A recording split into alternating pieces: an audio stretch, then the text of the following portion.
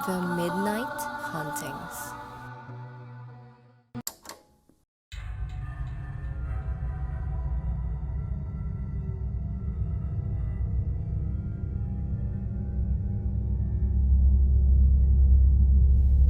Magandang araw mga ka-midnight.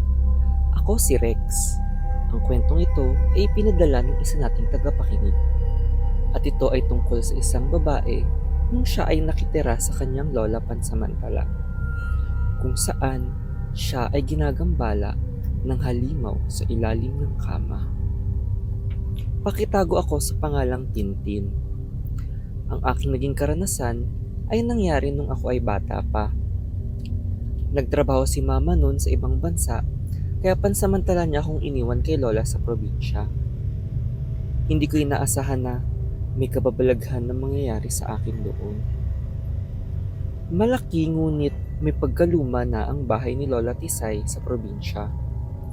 Pamana pa daw iyon ng kanyang magulang na mahilig mangolekta ng mga antik na gamit. Bilang bata ay medyo natakot ako dahil sa mga kakaibang gamit na nakadisplay dito. May lahing Amerikano ang magulang ni Lola, kaya Tisay ang naging tawag sa kanya. Mabait sa akin si Lola Tisay at masaya daw siya na hindi na ulit siya mag-isa sa bahay. Bumibisita lang kasi ang iba niyang mga anak, pero ngayon ay may makakasama na siya ng matagal. Sa unang gabi ko pa lang ay nakaramdam na ako ng kaunting takot dahil sa mga nakakatakot na painting na nakadisplay. Nakwento din kasi ni Lola Tisay na ilan dito ay nakuha sa mga nakakatakot na lugar. Nagmistulang museo ang bahay ni Lola sa dami ng antik dito. Nang ako ay matutulog na, ay hindi ako mapakali at pakiramdam kong may nakabantay sa akin. Maya-maya ay nakarinig ako ng kaluskos sa ilalim ng aking kama. Kahit na natatakot na ako, ay dahan-dahan ko itong sinilip at tumingin dito. Halos mapasigaw ako sa takot sa aking nakita. May lumabas na mata sa dilim na tila ba nakatitig sa akin. Agad akong bumalik sa kama at nagtalukbong ng kumot. Nagdadasal ako na umalis na ito, ngunit naririnig ko pa din ang kaluskos nito sa ilalim ng aking kama. Maya-maya ay tumigil na din ang tunog at ako ay sumilip na. Buong gabi akong hindi makatulog dahil sa takot.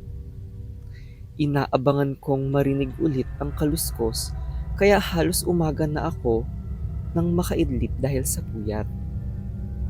Kinabukasan ay ikwinento ko kay Lola Tisay iyon, ngunit hindi siya naniniwala sa akin.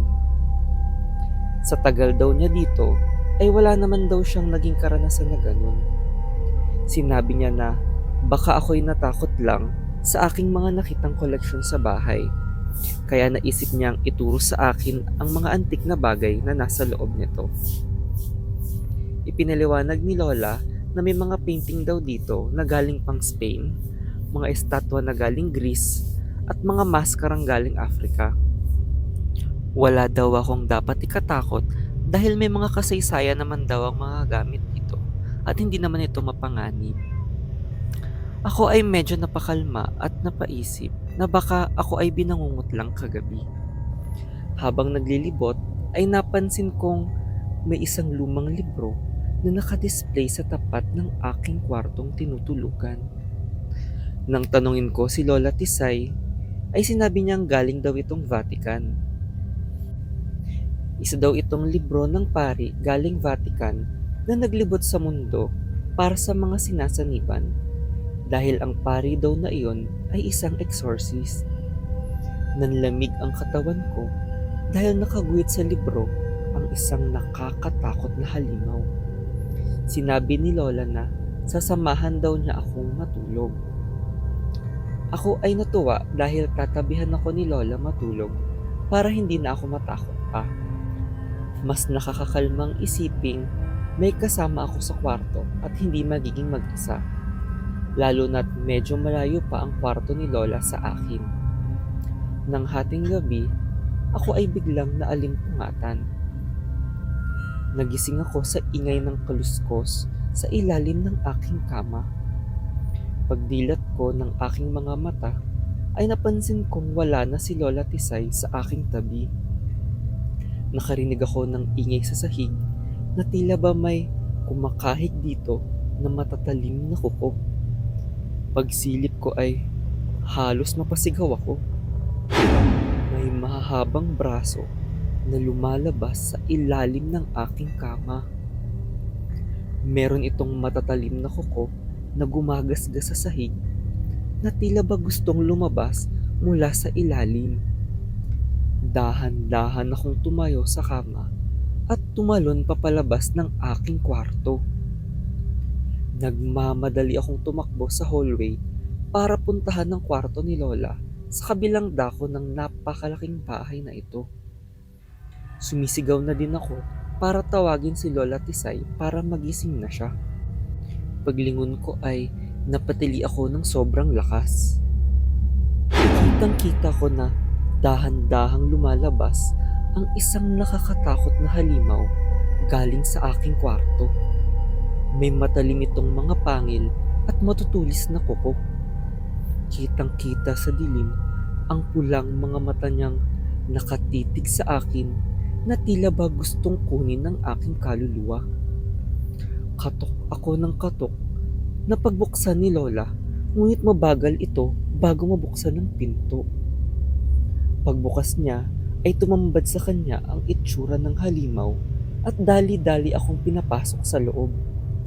Nagkandado siya ng pinto at nagbukas ng mga ilaw. Buong gabi kaming gising at nagdadasal sa takot. Nagtanong ko kay Lola kung bakit niya ako iniwang matulog mag-isa at humingi siya ng tawad sa akin. Lumabas lang daw siya para basahin ang librong aking tinuro dahil balak na itong ipaliwanag sa akin. Nagulat daw siya nang mabasa doon na may masamang espiritu daw na nangunguha ng bata. Ang nakaguhit na itsura nito ay ang mismong imahe ng halimaw na nakita namin. Sakto daw na katatapos lang niyang basahin ang parting iyon nang kumatok ako. Kinabukasan ay agad na pinabasbasan ng buong bahay sa isang pari para maalis ang kung anumang masamang espiritu ang meron dito.